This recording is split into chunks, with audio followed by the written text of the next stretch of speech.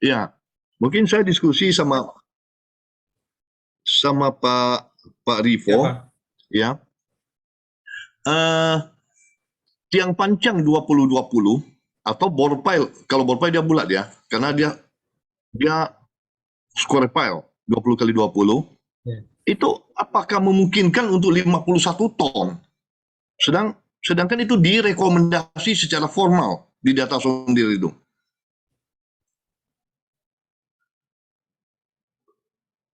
Yang persegi ya, Pak ya.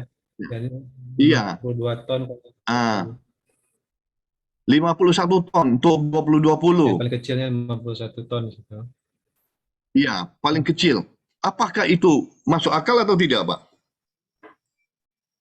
Kalau dari friksinya ya, Hitungan tanahnya oke ya katanya. lebih kecil lagi Ya. dia dari Kici sama Nah, TF. kalau hitungan tanahnya oke, Pak, bagaimana terhadap material? Ya. Apakah besi padu semua itu? Materialnya tentu beton ya, konkrit. Kalau konkrit berapa? Paling tinggi ke 400 deh itu. Ya, kalau ke 400, paling tinggi itu didukung berapa? Tak sampai separuhnya. 0,2 kali 0,2, Ya, 0,4 kali 400. ya, Ya, sampai ya, separuhnya. Bapak ambil 0,3, 0,35 kali FCU lah, Ya. ya kan? Hmm. Nah, paling tinggi 25 ton. Tuh. Sedangkan yang punya pancang sendiri, kalau dia hitung 30 ton, dia turunkan, Pak. Dia merekomendasi cuma 25 ton. Kalau kita lihat brosur tiang pancang mini pile. Ya. Jadi, kalau ada data seperti ini, kan cukup membahayakan. Cuma friksinya kan tinggi nih Pak, Ya, kita lihat Pak. oke, friksi oke, daya dukung oke. Kalau materialnya tidak cukup, bagaimana? Ya, material yang waktu cukup kita tambah perbanyak mungkin. Yang diambil tentu Paling kecil Pak. yang kecil, Pak. Kalau tanah lebih kecil, ambil tanah. Kalau material lebih kecil, ambil material. Nah, itu baru salah satu contoh. Jadi di dalam laporan, Ya, ya, eh, harusnya Pak, ya, itu bukan kompetensi si orang soil test. ya, Mereka bukan ahli hitung struktur, ahli menghitung daya dukung. Mereka ahli memberikan data yang valid, data yang akurat, cukup.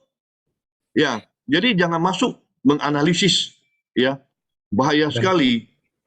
Ya, mungkin eh, Pak pernah ada referensi mengatakan bahwa kalau bore pile, frictionnya hanya boleh diambil 50-70%.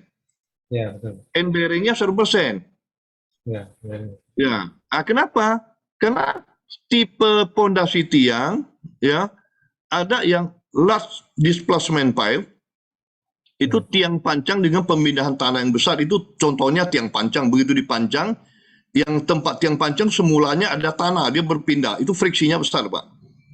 Kemudian ada yang small displacement pile, itu pemindahan tanah skala kecil, itu tiang pancang berlobang. Jadi yang lingkaran tiang pancang yang betonnya itu aja yang dipindahin. Nah, berarti dia termasuk yang small. Bore pile termasuk yang non displacement pile, ya. ya, betul. Artinya tidak ada pemindahan.